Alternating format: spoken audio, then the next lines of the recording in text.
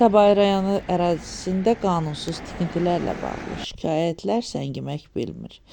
Yenə də vətəndaş şikayəti, yenə də qanunsuz tikinti, yenə də yaşıllıqların məhv edilməsi.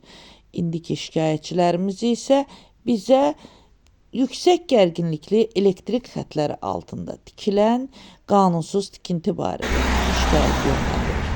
Onlar bildirir ki, icra hakimiyyəti bizə tikintiyə, qanuni ərazimizdə tikintiyə icazə verməsələr də belə yüksək gərginlikli elektrik xətlərinin altında tikintiyə nədənsə icazə verilir. Mən İbrahimov Faiz Babacanoğlu, şikayetim bu obyekti dükkanın sahibindəndir.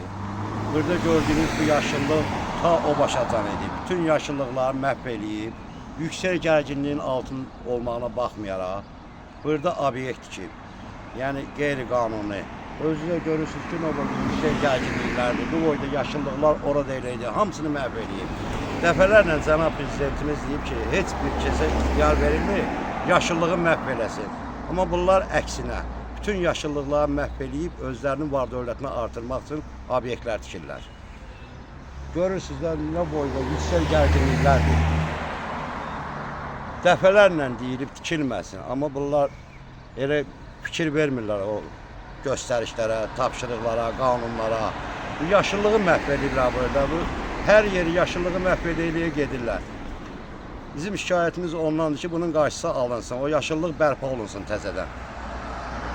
Mən Məhərrəmova Səbinər, İslam Əhli qızı. Burada ağaclar var idi. Ağacları söküb burada obyekt tikiblər qanunsuz. Mən onlardan şikayətçiyəm.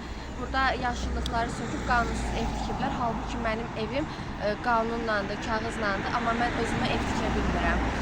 Və bu qanunsuzluğun qarşısının alınmağını istəyirəm. Mən Adil Məhərrəmov, Rahimoğlu.